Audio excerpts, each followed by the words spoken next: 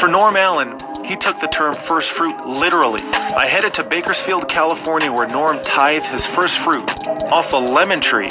What I saw was almost unbelievable. We got 2 lemon trees at the same time. I planted one here. You can tell we're not gardeners, obviously. We don't so it's not like we, yeah. And these make great lemonade. We even cut these up and we freeze them. We'll put them in ice trays and make little ice cubes. And the girls do that. And so you got lemons even when it's not lemon season. And it said in Leviticus, I believe, you don't harvest the crop the first 3 years. You don't even take it off the tree. And then the 4th year, you give the first fruit to God. So it had 12 lemons, and I took the best one. That's how the story started. Here's the tree. Yeah. So this is the tree you tithed on. Okay, yeah. I picked the best one off the tree. There's 12 lemons on it. And I picked the best one, and I washed it, and I wiped it off, and then I wrote first fruits on it. And then we just got those Catholic-looking offering bags. We always had the Kentucky Fried Chicken buckets. And I was hesitant, but I kind of looked both ways, and I slipped it in that bag. But since then, it doesn't make any smalls. It doesn't make no mediums. It only makes these lemons. The 10% that we give to God leaves me the 90% left over. I don't think I could live on 100% anymore. You've seen a little of my lifestyle. Man, God makes that 90% that He leaves me with. He blesses that. When He blesses something, He makes more out of it than it is. Like when He was with the 5,000, He brought the fish and the loaves. He held that snack up to God and thanked Him for the snack, and then then the snack was multiplied. My 90 that I keep, God turns into 125 or maybe 140. Maybe He might make that 140% instead of 90. But I couldn't live on 100%. Yeah, 100% I don't think would pay what I need to pay every month. And the church, the pastor said since then, they've got all kinds of stuff in the offering. I never put nothing besides money in that bag or in the bucket before that. And and they played that video at our church. And since then, man, there's all kinds of stuff, fruits, vegetables, and stuff in the offering.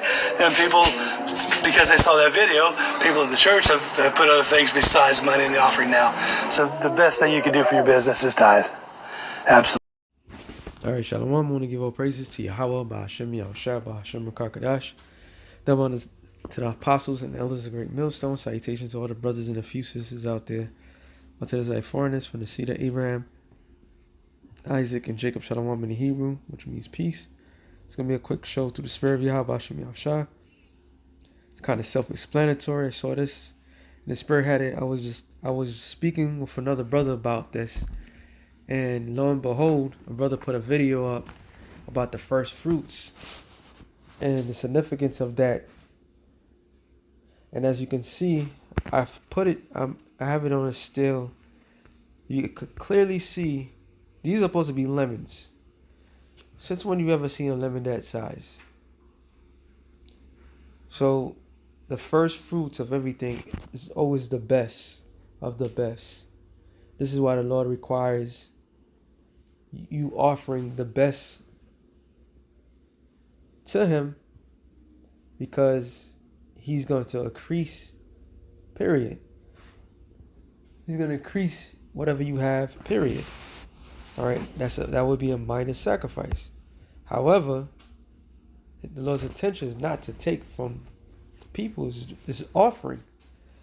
So if you offer your best, He's going to give you more than you can handle. But spiritually, what does the first fruits represent? The elect of the nation of Israel. Okay? The elect. Let me just get straight to the point. Get a couple of scriptures. It's just heavy, man. I'm just going to go to Revelations first. Matter of fact, let me go to this one. Romans 8:23 says, and not only they, but ourselves also, which have the first fruits of the Spirit, even we ourselves grown within ourselves, waiting for the adoption to wit, the redemption of our bodies. So what's the key? Having the first fruits of the Spirit. The calling was called, the Lord called his elect. All right, I should have started with Revelations 12. I mean, not 12, 14. Matter of fact, I just go there. I come back to this. Revelations 14. I saw that one. It says, and I looked, and lo, a lamb stood on Mount Zion. And who was the lamb represent? The lamb is Yahushai. Alright? On Mount Zion. Zion in the Hebrew was Zion, which means, it says porch place, but a monument. Alright? Zion is a monument to Zion one in the Hebrew. And with him, with the lamb, with Yahushua, 144,000, having his father's name written in their foreheads. So then the name of the Lord is within the elect government body of Yahushua's kingdom. Okay? They are part of Yahushua's kingdom as much as Yahushua. That's why they joint heirs with Yahushua. It says, and I heard a voice from heaven as a voice of many waters, and as a voice of great thunder. And I heard a voice of harpers harping with their harps. And they sung it as it was a new song before the throne and before the four beasts and the elders, and no man could learn that song but the 144,000. And why could only the 144,000, the elect of the nation of Israel, learn that song? Because these are the ones that was predestined. These are the ones that from the beginning the Lord had chose. Matter of fact, let me get that real quick. Ephesians 1, I believe it's 11. It says, in whom also we have obtained an inheritance, being predestinated according to the promise of him who have worked all things after the counsel of his own will. So what does it mean to be predestined? Let's look it up. It says to be predetermined, decided beforehand. In the New Testament, the Most High decreeing from the eternity to foreordinary a point before ahead. So when everything was created, the Lord already destined certain men to be a part of the Lord's government. All right, these are the men. No matter what, they're gonna be the ones that the Lord chose. And there's plenty of scriptures on that, of the Lord choosing people. It said ordain, which Jeremiah 1:5 tells you that the Lord ordained and made him a prophet. So Jeremiah was predestined. Okay? And so goes all the prophets of the Old Testament, the known prophets, the unknown prophets, are the people of the Lord. They were all predestined. So you can't get around that. You get that? What I mean can't get around it, you can't. It was already set in stone. That's what the scripture says of declaring the end from the beginning. All right? What it meant by that.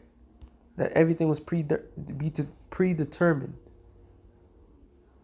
And some people could say it's not fair. Well, guess what? Who wrote the rules? We didn't write the rules.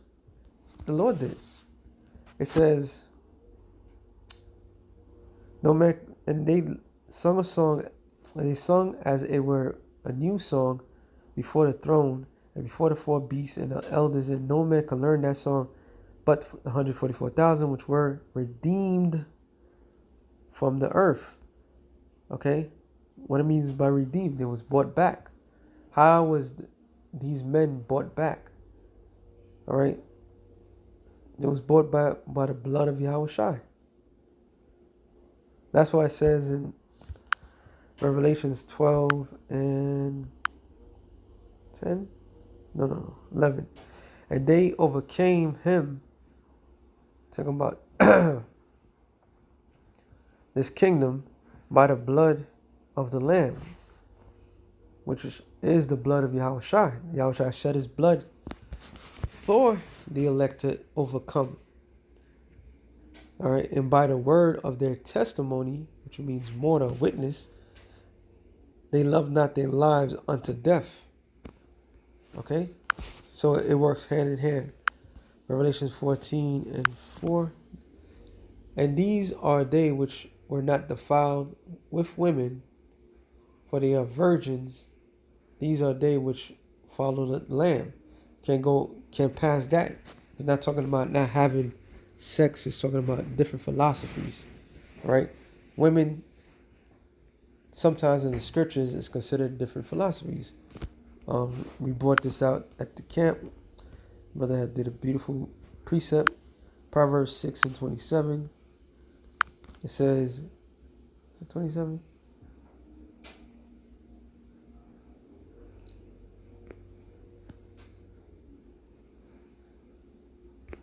And it was Proverbs. Hold on.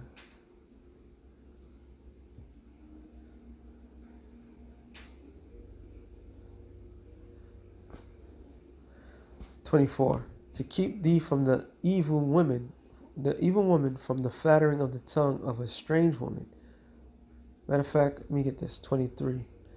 "For the commandment is a lamp, the law is light, to reprove of instruction, and by the way of life."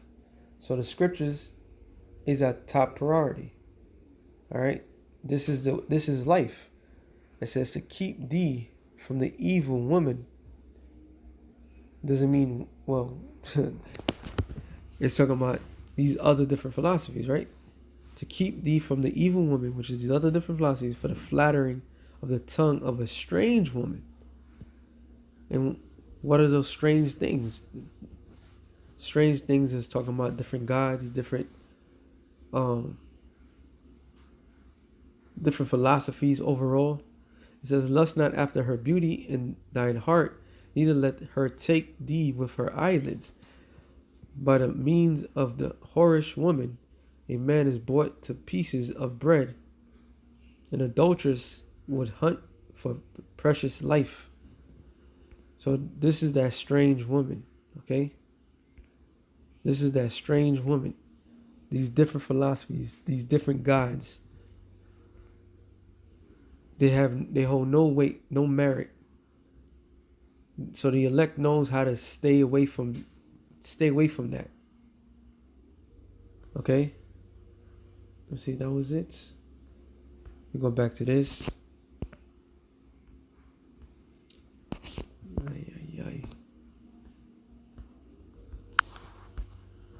Revelations 14:4.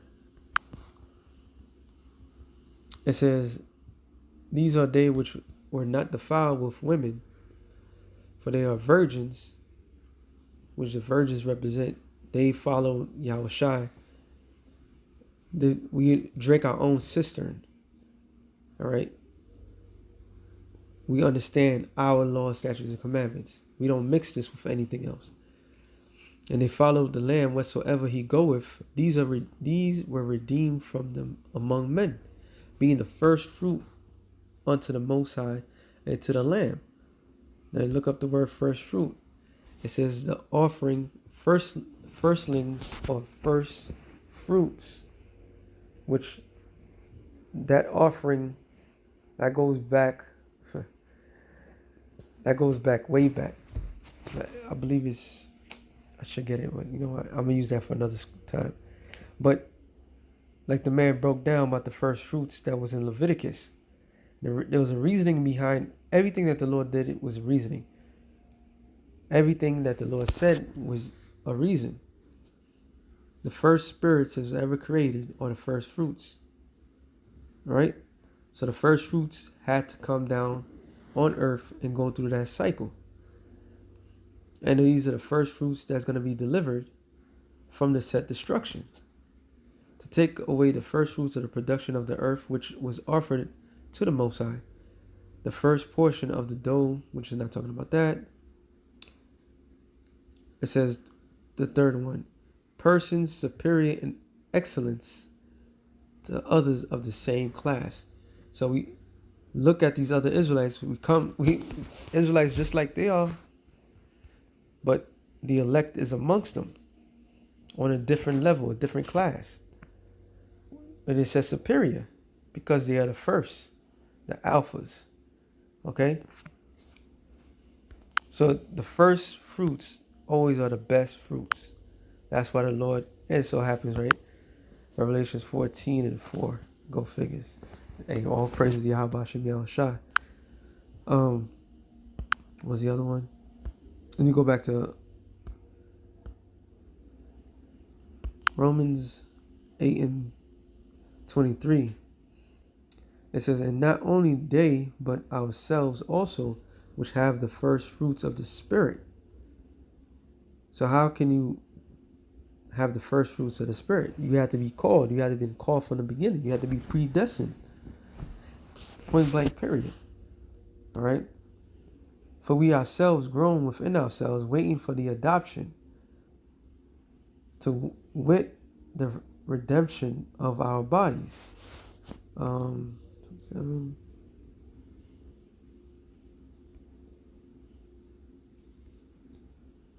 Verse 29, for whom did he foreknown,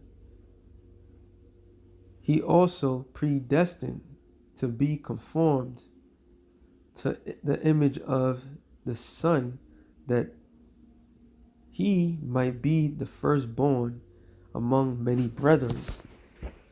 So the first fruits are the first spirits that was ever created, the first ones, the key, the fathers, all right, the ones that was always doing righteousness, doing right by the Lord. These are the men that the Lord called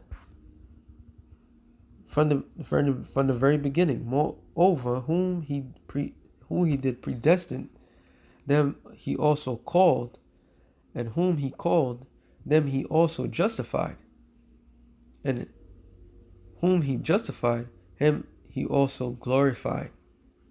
That's why they said the meek shall inherit the earth. Blessed be the poor, for they shall inherit the kingdom. A righteous man fall 7 times and get back up. All those sayings were the sayings because the elect were destined. Like it says, I always bring it up.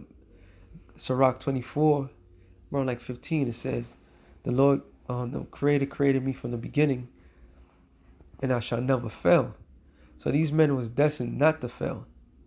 They was destined to go through it and be the first fruits. They be the most fruitful fruits of the Lord. Okay? I think I have one more. Oh, yeah, I do have one. 2 Ezra 9. I started 19. For then everyone obeyed. No, sorry. 20. So I considered the world, and behold, there was peril because of the device that were come into it. And I saw and I spared it greatly. I have kept me a grape of the cluster. So you have a vineyard, right? Some olives, some grapes, some lemons, some whatever. You have all these plethora of different fruits. And according to the law of the Lord, that you supposed to leave some for the poor, and the ones that you take for yourselves, right? Obviously. So the Lord basically saying, look, I took certain things he took certain ones for himself. Okay? I saw and I spared it greatly. I've kept me a grape of cluster, which is a remnant of the remaining of the cluster, a plant of a great people. Let the multitude perish then, which was born in vain. Talking about 2/3. And let the grape be kept, and my plant, for with great labor have I made it perfect. So the great labor, which actually I have to go to this one.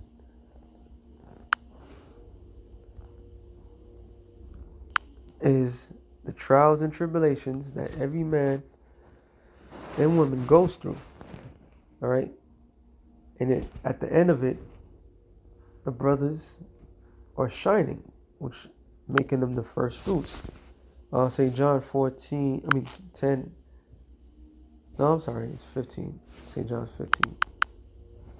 15:1. I am the true vine, and my Father is the husbandman. Every branch in me that beareth not fruit, he taketh away, And every branch that beareth fruit, he purgeth it, that it bring forth more fruit. Because the first fruits are more fruitful. The seeds are strong. You saw it. You saw with your own eyes, which was dope right here. Look at that again. That was dope, bro. Look at that size of that. So, and he showed. Let me see if I can get it. That's one. That's how the story started. Leaves me the 90% left over. That when he blesses something, leaves me the 90% washed it. This is the tree you tithed on. I look both ways now. Leaves me the 90% left. That when he blesses, he melted in this. But offering, I never put nothing besides money in that. There's something that he's shown. Let me see if I can get it. I want to still of it. Look how huge those things are. There it is. There it is. This is it. But I kind of looked both ways and I slipped it in that bag. But since then, Look at this. So once you purge it, you do it right. This is how big it gets. This is a lemon. All right. So if you consider what the Lord is doing to every man, every brother, we're getting bigger and fruitful. All right. And it says, now you are clean through the word which I have spoken unto you. That's the purging, being cleansed. Abide in me, and I in you, as the branch cannot bear fruit of itself, except it abide in the vine. No more can ye except be abide in me, because without Yahushua, we're worthless. We're nothing. That's why Revelation 14 chapter tells you those that stood by Yahushua. He told you whatsoever the Lamb go, they went. Because without Yahushua, we're fruitless. With Yahushua, we're fruitful. I am the vine, and ye are the branches. He that abideth in me, I in him, in him the same bringeth forth much fruit. For what without me ye can do nothing. So there you go. So with that being said, I hope you was edified. Shalom to the elect of the nation Israel. Shalom.